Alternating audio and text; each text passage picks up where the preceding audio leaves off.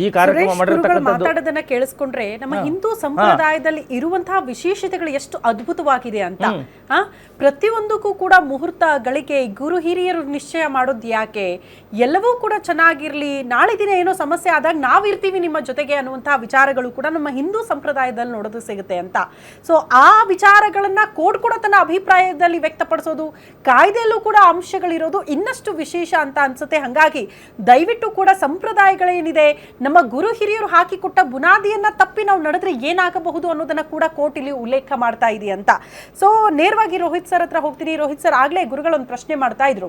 Okay, register marriage ಮಾನ್ಯ ಅಲ್ಲ. ಇನ್ನೊಂದು ವಿಚಾರ ಅಲ್ಲಿ ಬಹಳ ಇಷ್ಟ ಆಗಿದ್ದು ನನಗೆ, ಆಚರಣೆಗಳೇ ಹಿಂದೂ ವಿವಾಹದ ಮೂಲ, ದಾಖಲೆಗಳು ಅದರ ಬೆಂಬಲ ಮಾತ್ರ ಅಂತ. ಆ ವರ್ಡಿಂಗ್ ಸಖತ್ ಇಷ್ಟ ಆಯ್ತು ನನಗೆ. ಅಂದ್ರೆ ನೀವು ಏನೇ ಮಾಡಿದ್ರು ಕೂಡ ಸಂಪ್ರದಾಯಬದ್ಧವಾಗೇ ಮದುವೆ ಆಗಬೇಕು.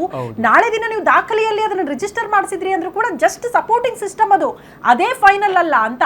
ಸಂಪ್ರದಾಯವೇ ಅಲ್ಟಿಮೇಟ್ ಆಗಿ ನಿಂತ್ಕೊಳ್ಳುತ್ತೆ ನಮ್ಮ ಜೊತೆಗೆ ಅಂತ.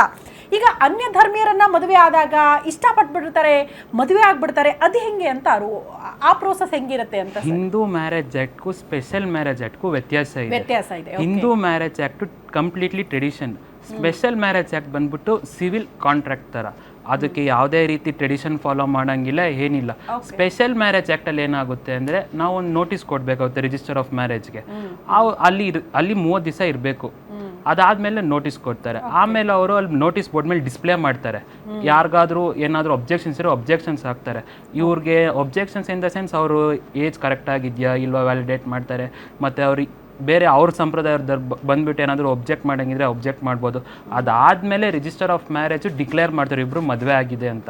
ಅದಕ್ಕೂ ಹಿಂದೂ ಸಂಪ್ರದಾಯಕ್ಕೂ ತುಂಬ ವ್ಯತ್ಯಾಸ ಇದೆ. ಅದನ್ನು ಕೋರ್ಟ್ ಈ ಕೇಸಲ್ಲಿ ಕೋರ್ಟ್ ತುಂಬ ಕ್ಲೀನಾಗಿ ಅಬ್ಸರ್ವ್ ಮಾಡಿ ಬರೆದಿದ್ದಾರೆ.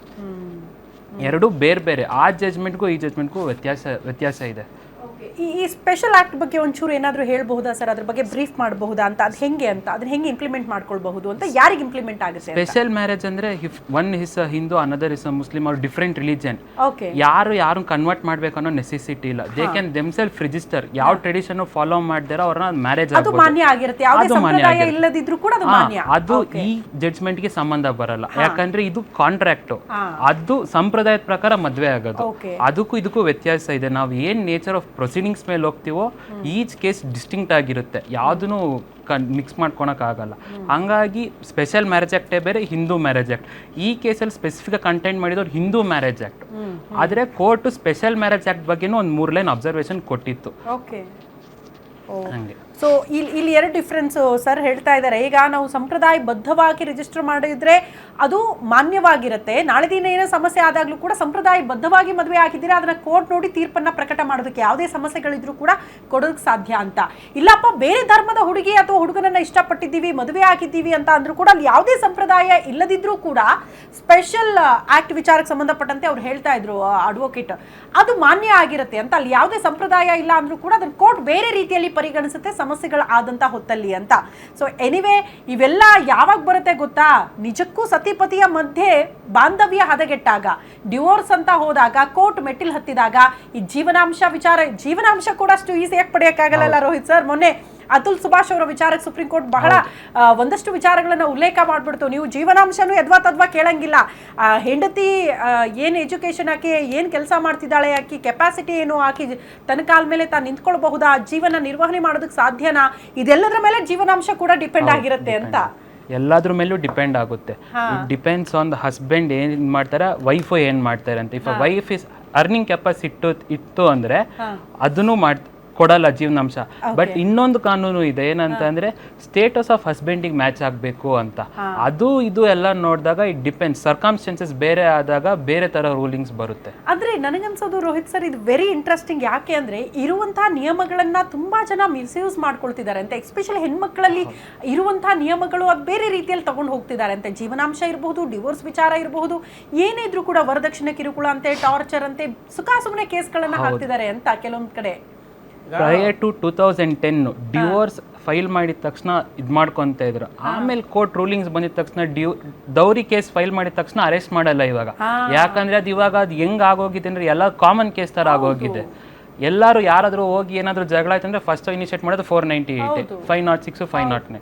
ಹಂಗಾಗಿ ಇವಾಗ ತಕ್ಷಣ ಯಾರನ್ನೂ ಅರೆಸ್ಟ್ ಮಾಡೋಂಗಿಲ್ಲ. ಅವ್ರ ಮುಂದೆ ಇನ್ವೆಸ್ಟಿಗೇಷನ್ ಆಗಿ, ಇನ್ವೆಸ್ಟಿಗೇಷನ್ ಆದಮೇಲೆ ಚಾರ್ಜ್ ಶೀಟ್ ಆದಮೇಲೆ CC ಹಂಗೆ ಇದಿರುತ್ತೆ. ಗುರುಗಳು ಏನೋ ಹೇಳ್ತಾ ನಾನು ಅಂದ್ಕೊಂಡೆ ಈಗ ನ್ಯಾಯಮೂರ್ತಿಗಳು ಏನು ಕೊಟ್ಟಿದ್ದಾರೋ ಅದು ನನ್ನ ಪ್ರಕಾರ ನಾನು ಅಸ್ಯೂಮ್ ಮಾಡಿದ ಬೆಳಗ್ಗೆ ಬರ್ಬೇಕಾದ್ರೆ ಕಾರ್ಯಕ್ರಮಕ್ಕೆ ಈ ರಿಜಿಸ್ಟ್ರ್ ಒಂದೇ ಅಲ್ಲ ಅಂತ ಯಾಕೆ ಅವ್ರು ಕೊಟ್ಟಿರ್ತಾರೆ ಅಂದರೆ ಮಕ್ಕಳಲ್ಲಿ ಈಗಿನ ಮಕ್ಕಳಲ್ಲಿ ನಾನೊಬ್ಬ ಒಂದು ಕಾಲೇಜು ಪ್ರಿನ್ಸಿಪಾಲ್ ಆಗಿ ಒಂದು ಕಾಲೇಜ್ ಚೇರ್ಮನ್ ಆಗಿ ಮತ್ತು ಜ್ಯೋತಿಷಿಗಳಂತ ಮಾತಿದ್ದು ಮಕ್ಕಳಲ್ಲಿ ಏನಿರ್ತವೆ ಅಥವಾ ದೊಡ್ಡವರಲ್ಲಿ ಬಂದಾಗ ಅಂದರೆ ಮದ ಅಂತ ಕರಿತೀವಿ. ಮದ ಅಂದರೆ ಯಾವ ಮದ? ಮೊದಲು ಯೌವನ ಮದ ಮಕ್ಕಳನ್ನ ಕಾಡುತ್ತೆ. ನಾನು ವಯಸ್ಸಿಗೆ ಬಂದಿದ್ದೀನಿ ಅಂತ ಯೌವನ ಮದ ಆದಮೇಲೆ ವಿದ್ಯಾಮದ, ನನ್ನ ಡಬಲ್ ಡಿಗ್ರಿ ಇದೆ ನನ್ನ ಕೈಯಲ್ಲಿ ಅಂತೇಳಿ ಯೌವನ ಮದ, ವಿದ್ಯಾಮದ, ಹಣಮದ, ಅಧಿಕಾರ ಮದ, ಇವೆಲ್ಲ ಕೈಯಲ್ಲಿದ್ದಾಗ ಏನು ಮಾಡ್ತಾರೆ ಅವರು ಯಾರ ಮಾತನ್ನು ಲೆಕ್ಕಿಸಲ್ಲ. ಯೌವನ ಮದ, ವಿದ್ಯಾಮದ, ಹಣಮದ, ಅಧಿಕಾರ ಮದ ಇದು ತಲೆ ಮೇಲೆ ಕೂತಾಗ ತಂದೆ ಅಲ್ಲ ತಾಯಿ ಅಲ್ಲ ಅವ್ರ ತಾತ ಹೇಳಿದ್ರು ಅವ್ರ ತಲೆಗೆ ಹೋಗಲ್ಲ ಅದು. ಆದ್ದರಿಂದ ಈ ಕರ್ಮ ಅಂತಕ್ಕಂಥದ್ದು, ಈ ಜಾತಕ ಅಂತಕ್ಕಂಥದ್ದು, ಕರ್ಮ ಫಲ ತಗೊಂಡು ಚಾಡಿ ಏಟು ಕೊಡುವಾಗ ಅವರು ಅನುಭವಿಸ್ಬೇಕಾಗ್ತದೆ. ಏನೀಗ ನಾನು 48 ನಿಮಿಷಗಳ ಕಾಲ ಹೇಳಿದ್ನೋ ಈ ಮುಹೂರ್ತವನ್ನು ನೀವು ಏನಾದರೂ ಬೇಕಿದ್ರೆ ನೀವು ಇವತ್ತು ಇಲ್ಲಿ ತನಕ ಆಗಿರೋದಾಗಲಿ ಮುಂದಕ್ಕಾಗೋದಾಗಲಿ ನೀವು ಮದುವೆ ಕರೆಕ್ಟಾಗಿ ನೀವು ಮಾಡದೆ ಹೆಚ್ಚು ಕಡಿಮೆ ಆದರೆ ಅದು ಏನು ಅನುಭವಿಸ್ತಿರೋ ಅಂತ ನಿಮಗೆ ಗೊತ್ತಿರುತ್ತೆ. ಆದರೆ ಕೆಲವರು ಹೇಳ್ತಾರೆ ನಾವೇನು ವಿವಾಹನೆ ಮಾಡ್ಕೊಳ್ಳಿಲ್ಲ, ಮದುವೆ ಮಾಡ್ಕೊಳ್ಳಿಲ್ಲ, ಎಲ್ಲೋ ಒಂದು ಕ್ಷೇತ್ರದಲ್ಲಿ ಮದುವೆ ಮಾಡ್ಕೊಂಡು ನಾವು ಚೆನ್ನಾಗಿದ್ದೀವಿ ಅಂತಂದರೆ ನಿಮ್ಮ ಇಬ್ಬರು ಮನಸ್ಸು ಒಪ್ಪಿರುತ್ತೆ, ತಂದೆ ತಾಯಿಗಳ ಆಶೀರ್ವಾದನೂ ಇರುತ್ತೆ. ಜೊತೆಗೆ ಏನಾಗಿರುತ್ತೆ ಅಂದರೆ ನಿಮ್ಮ ಉದ್ದೇಶ ಒಳ್ಳೆಯ ಉದ್ದೇಶ ಇರ್ತದೆ, ನಾವು ಚೆನ್ನಾಗಿ ಬದುಕಬೇಕು ಅನ್ನೋ ಉದ್ದೇಶ ಇರ್ತದೆ. ನಿನ್ನೆ ಒಂದು ಕೇಸ್ ಬಂತು ಹೇಳಿದ್ನಲ್ಲ, ಆ ಹುಡುಗನಿಗೆ ಡೈವರ್ಸ್ ಆಗಿದೆ, ಅವನು ಇಷ್ಟಪಟ್ಟಿದ್ದಾಳೆ ಇವಳು. ಆ ಡೈವರ್ಸ್ ಆಗೋ ಕಾರಣ ಏನಂದರೆ ಅವನು ತನ್ನ ಹೆಂಡತಿ ಬಸಿರಾಗಿದ್ದರೆ ಈ ಮಗು ನಂದಲ್ಲ ಅಂತ ಹೇಳಿ ಅವಳನ್ನು ಓಡಿಸ್ಬಿಟ್ಟಿದ್ದಾನೆ ಅವನು. ಅಂಥ ಅವಳನ್ನ ಇವಳು ಹೆಣ್ಣೊಬ್ಳು ಮದುವೆ ಆಗ್ಬೇಕಾದ್ರೆ ಅದು ಕೇಳಬೇಕು, ಆ ಹುಡುಗಿನ ಕನ್ಸಲ್ಟ್ ಮಾಡಬೇಕು, ಹೋಗಿ ಏನಂತ ಹೌದೇನಮ್ಮ ನಿಜ ಇದೇ ಕಾರಣನ ಅಂತ ಆ ಹುಡುಗಿನ ಕೇಳಾಕಂದ್ರೆ ಇವಳು ಹೆಣ್ಣು ಇನ್ನೊಂದು ಹೆಣ್ಣನ ಮನಸ್ಸು ಅರ್ಥ ಮಾಡ್ಕೊಂಡು ಅವ್ನು ಮದುವೆ ಮಾಡ್ಕೋಬೇಕು ವಿನಃ ಸುಮ್ಮನೆ ಇವ್ರ ತಂದೆ ತಾಯಿಗೂ ಅವ್ರ ತಂದೆ ತಾಯಿಗೂ ಅದು ಮದುವೆ ಅನ್ನತಕ್ಕಂಥ ಒಂದು ಮಶಾಣ ವಾತಾವರಣ ಮಾಡಿ, ಶಾಸ್ತ್ರವನ್ನು ಹಾಳು ಮಾಡಿ, ಸಂಪ್ರದಾಯ ಹಾಳು ಮಾಡಿ, ಕುಟುಂಬವನ್ನು ಹಾಳು ಮಾಡ್ತಕ್ಕಂಥದ್ದು ಇಟ್ಸ್ ವೆರಿ ಡೇಂಜರಸ್. ಈಗ ನೋಡಿ ನಮ್ಮ ಶರಿಯತ್ ಲಾನಲ್ಲಿ ಏನಿದೆ, ವರದಕ್ಷಿಣೆ ಹರಾಮು, ನಾವು ವರದಕ್ಷಿಣೆ ತಗೋಬಾರ್ದು. ಇನ್ನೊಂದು ಏನಂದ್ರೆ ಮದುವೆ ನಿಕಾ ಆಗತ್ತಲ್ಲ, ಆವಾಗೆ ಹುಡುಗನ ಕಡೆಯಿಂದ ಮೆಹರ್ ಅಂತ ಕೊಡ್ತಾರೆ ಹುಡುಗಿಗೆ ಹೆಸರು ಮೇಲೆ. ಇಷ್ಟು ಬಂಗಾರ, ಇಲ್ಲಾಂದ್ರೆ ಇಷ್ಟು ದುಡ್ಡು, ಇಲ್ಲಾಂದ್ರೆ ನಾನು ಶ್ರೀಮಂತ ಇದ್ರೆ ಒಂದು ಮನೇನೋ ಏನೋ ಆ ಇದರಲ್ಲಿ ನಮ್ಮರಲ್ಲಿ ಇದೆ ಅದು ನೋಡಿ. ಈಗ ಈ ಮೆಹರ್ ಇದೆ ನೋಡಿ, ಅದು ಏನಂದ್ರೆ ಹುಡುಗಿಗೆ ಕೊಟ್ಬಿಟ್ರೆ ಅದಕ್ಕೆ ವಾಪಸ್ ನಾವು ತಗೊಳ್ಳಂಗಿಲ್ಲ. ಅವ್ರು ಖರ್ಚು ಮಾಡ್ಬೋದು ಅವ್ರ ಮೇಲೆ, ಎಷ್ಟು ಅವ್ರು ಖರ್ಚು ಮಾಡಿದ್ರೆ ನಾನು ಕೇಳಂಗೆ ಅಧಿಕಾರ ಇಲ್ಲ ಅವ್ನ ಗಂಡ ಕೊಟ್ಟಿದ್ಮೇಲೆ ಮಹರು. ಅದು ನೋಡಿ ಇಷ್ಟು ಎಲ್ಲ ಸಮುದಾಯದಲ್ಲಿ ಒಂದೊಂದು ಕಾನೂನು ಇದೆ. ಜಾಸ್ತಿ ಇದು ನೋಡಿದ್ರೆ ಹುಡುಗಿ ಕಡೆನೇ ಇದಿರೋದು, ಸಪೋರ್ಟ್ಗೆ ಇರೋದು. ಆದರೆ ಮಿಸ್ಯೂಸ್ ಆಗ್ತಾ ಇದೆ, ಎಲ್ಲ ಸಮುದಾಯದಲ್ಲಿ ಮಿಸ್ಯೂಸ್ ಆಗ್ತಾ ಇದೆ.